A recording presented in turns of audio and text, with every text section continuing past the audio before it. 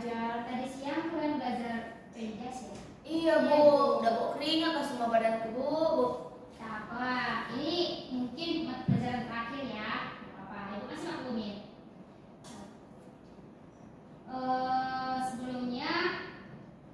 Sebelum kita masuk ke materi kita, pertama-tama ibu mau absen dulu ya. Iya Bu. Oke. Widya. Izin ke toilet Bu. Oke. Sabila Alaini. Hadir Bu. Yunita Jumaini. Hadir Ibu. Rizky Rahmawati. Hadir Bu. Septa Barus. Hadir Bu. Oke. Makasih.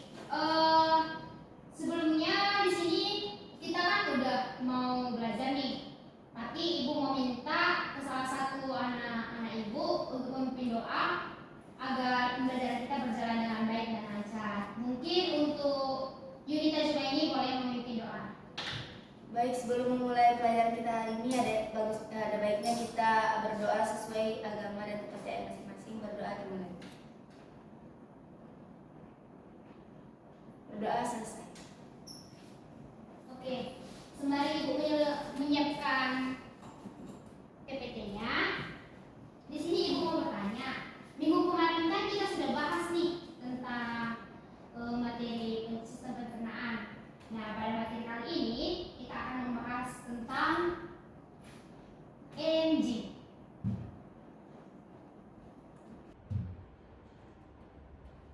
Oke, sebelum masuk ke materinya, ibu mau bertanya sama anak-anak ibu sekalian.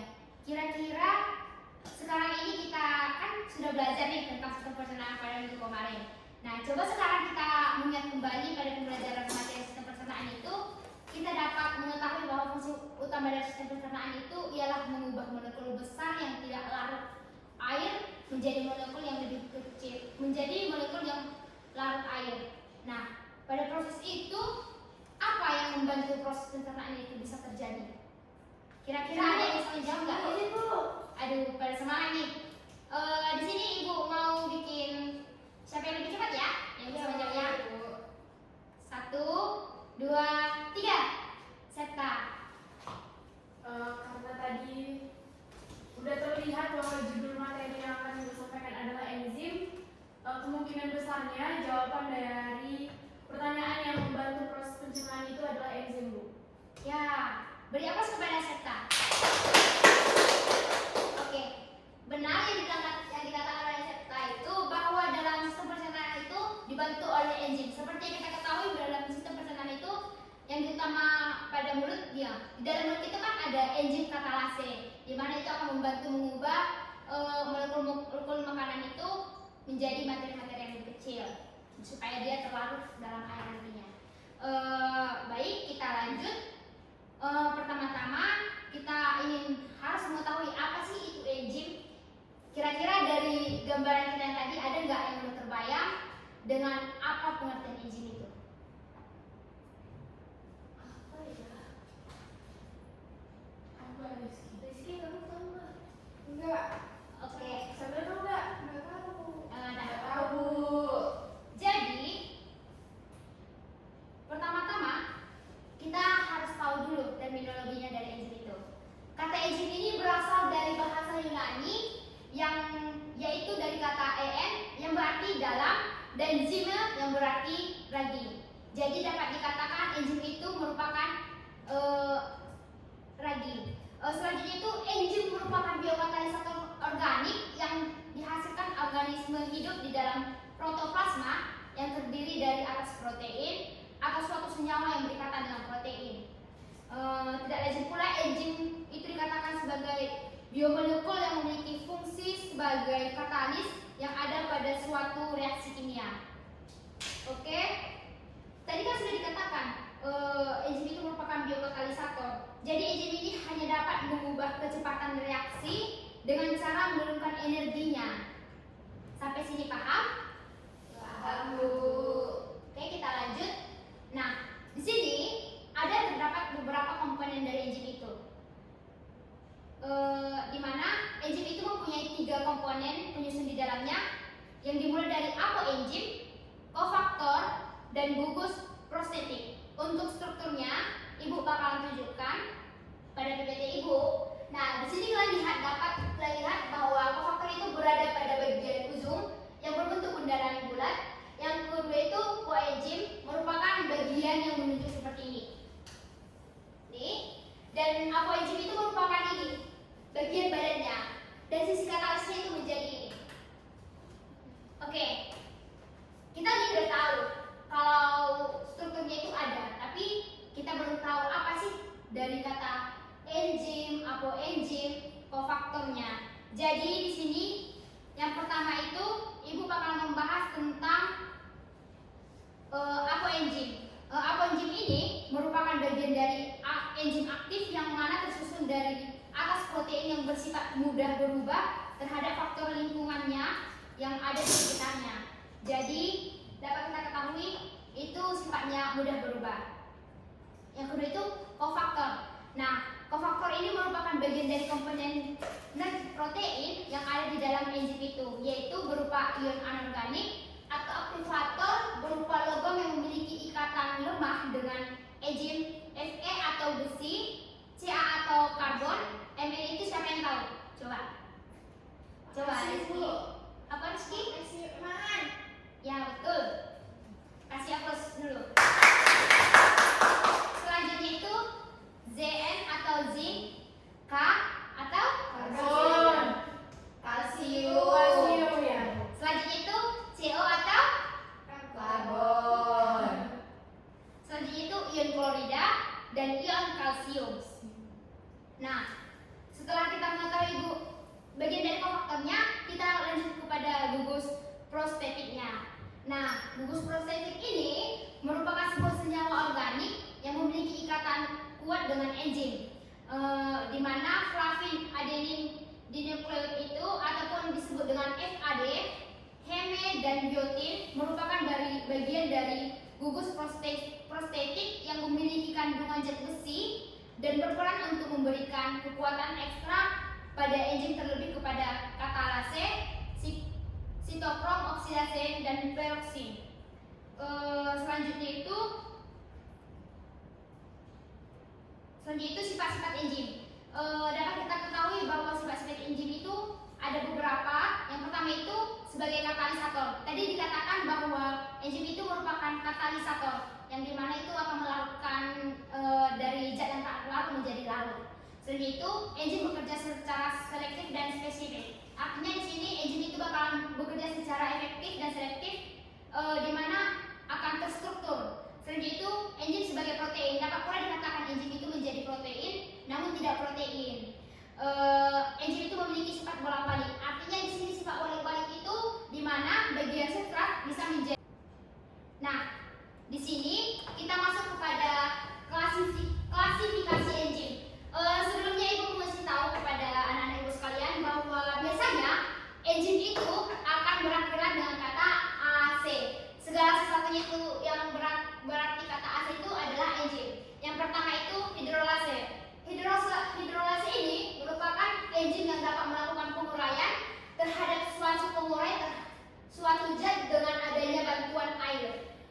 Selanjutnya itu karbohidrase. Karbohidrase ini merupakan enzim yang mengeluarkan golongan karbon, contohnya amilase. Tadi kan sudah dikatakan bahwa di dalam enzim ini terdapat amilase yang dimana itu akan berfungsi untuk menguraikan amilum menjadi maltosa seperti dalam sistem pencernaan kita. Selanjutnya itu ada eterase. Nah, eterase ini merupakan enzim-enzim yang menguraikan golongan-golongan ester, contohnya seperti lipase, yang dimana memiliki fungsi untuk menghancurkan lemak menjadi gliserol. Oke.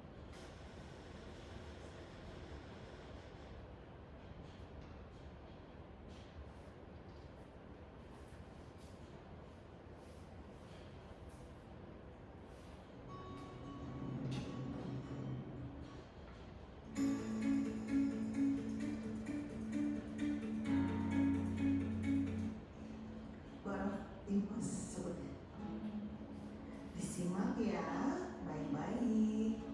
Disimak ya anak-anak. Ya, Bu. Cara kerja ada dua. Yang pertama adalah log and K atau kunci. Kita perhatikan gambar ya. Yang berwarna putih itu adalah enzim. Cara kerja enzim yang kedua adalah teori kecocokan induksi atau induced fit theory. Berbeda dengan teori yang pertama, kita perhatikan gambar ya. Yang berwarna kuning itu adalah enzim. Kita akan membahas tentang macam inhibitor. Inhibitor adalah penghambat kerja enzim. Terdiri Video dari cara kerja enzim. Di sini dapat kita ketahui yang pertama itu dengan cara log and key. Apa itu log and key? Gembok dan kunci. Ya, betul.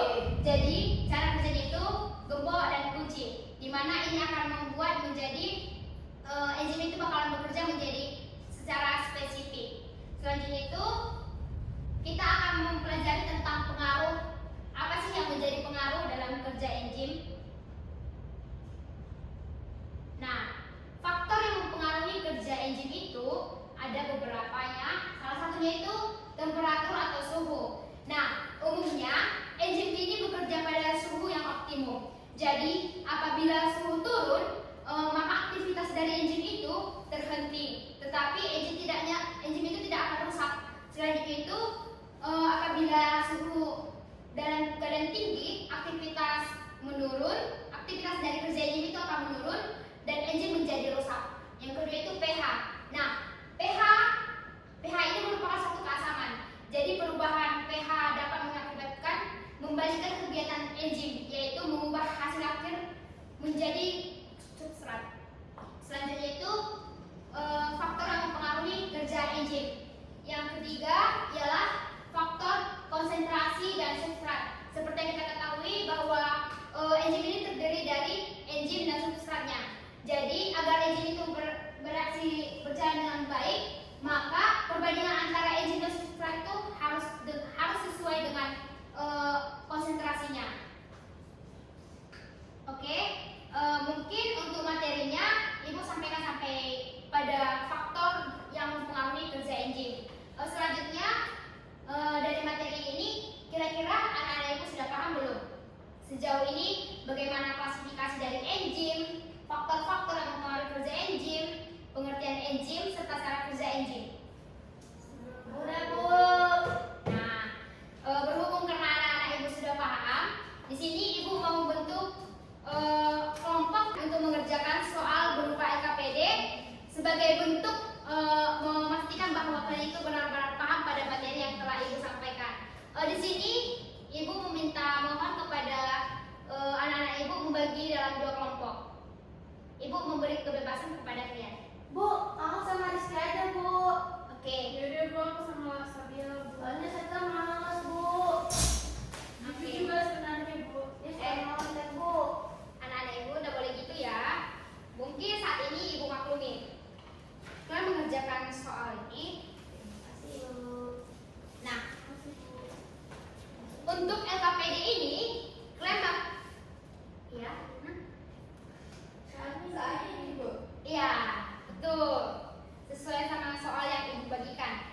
Jadi, kalian bakalan mengerjakan tentang cara kerja enzim tadi. Nah, anak-anak Ibu kan sudah melihat tadi ya videonya.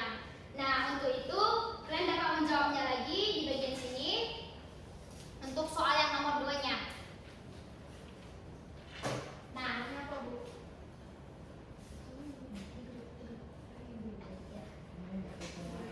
oke.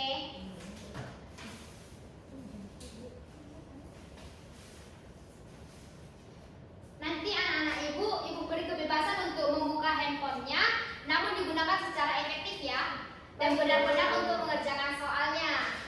Bu, ini satu kelompok langsung jawab 2 soal atau satu-satu aja Bu? Ibu pengen kalian itu mendiskusikan salah satu saja. Mungkin sekarang Ibu bagikan untuk kelompok dari Rizky dan Yunita akan menjawab soal nomor 1, dan untuk soal yang kedua itu dijawab oleh Septa dan juga Sabila.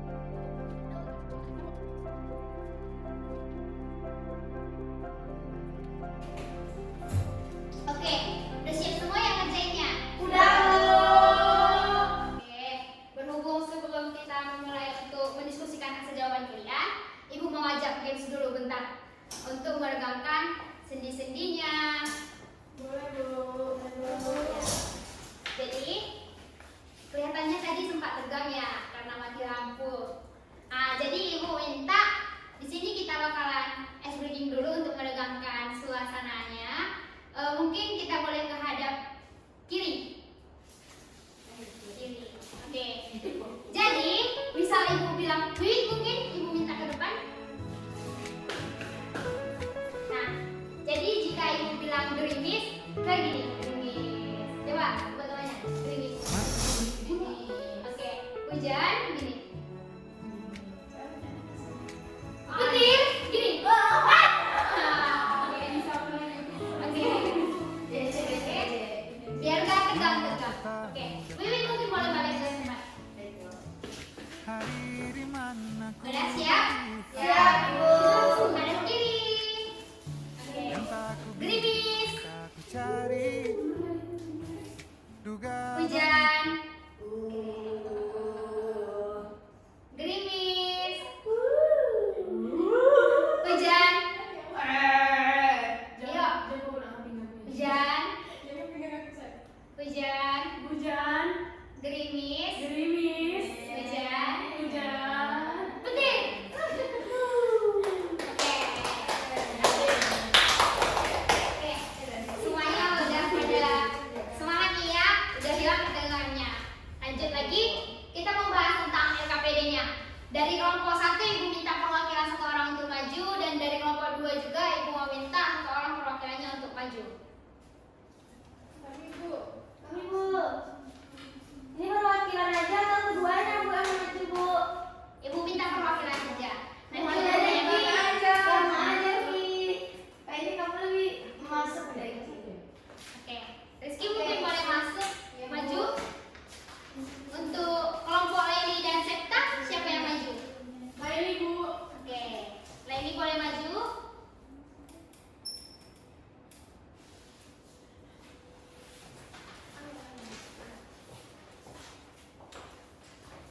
Oke, Baik teman-teman, di sini kami akan membacakan hasil diskusi dari kelompok kami. Nah, kelompok 1 tadi soalnya yaitu apakah komponen utama dari penyusun enzim, lalu senyawa apa yang menyusun enzim.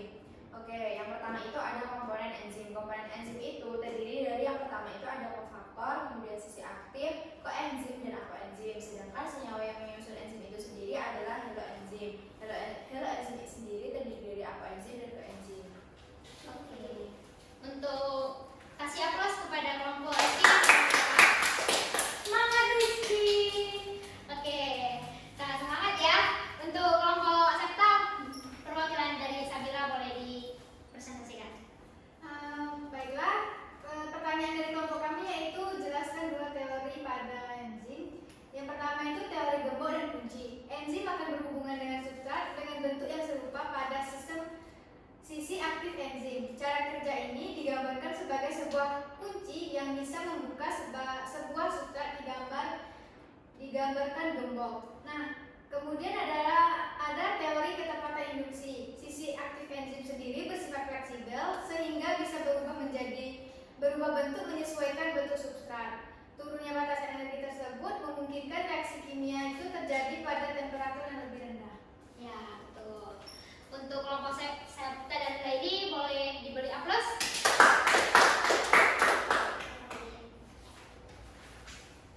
Oke.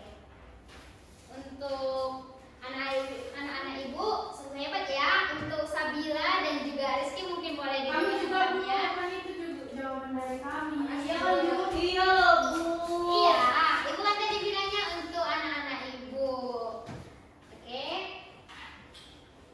Ibu sangat bangga sama kalian karena kalian sudah mampu menyerap materi dengan cermat sehingga dapat menyelesaikan LKPD ini.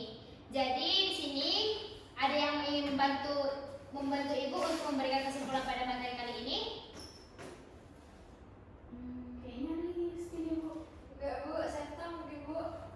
Apa Juju, Bu? Sabila Bu, Sabila. Sabila Bu, Septa.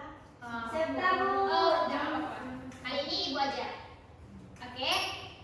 Dapat dari kegiatan pembelajaran kita ini dapat kita simpulkan bahwa enzim itu merupakan suatu biokatalisator yang mana tersusun atas organik yang dihasilkan oleh organisme hidup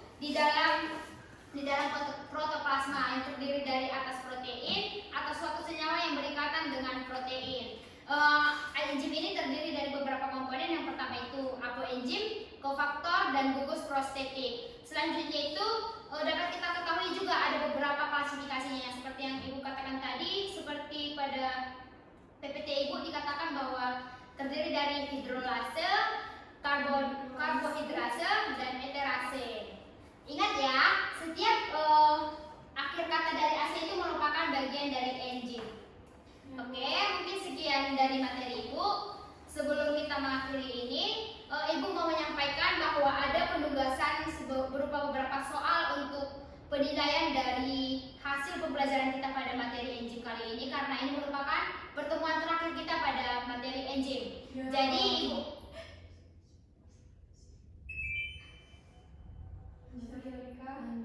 Ibu harap anak-anak Ibu dapat mengerjakannya di rumah ya. Ya, Bu. Oke. Sebelum kita pulang, Ibu meminta kepada untuk anak Ibu Septa boleh memimpin doanya agar kiranya kita diberkati dalam perjalanan pulang. Ibu, sebelum kita menutup pembelajaran kita hari ini, ada baiknya kita berdoa. Kita berdoa menurut agama dan pilihan kita masing-masing. Berdoa dimulai. Berdoa selesai. Baik, terima kasih dan selamat siang kepada anak-anak semuanya. Ibu pamit undur diri.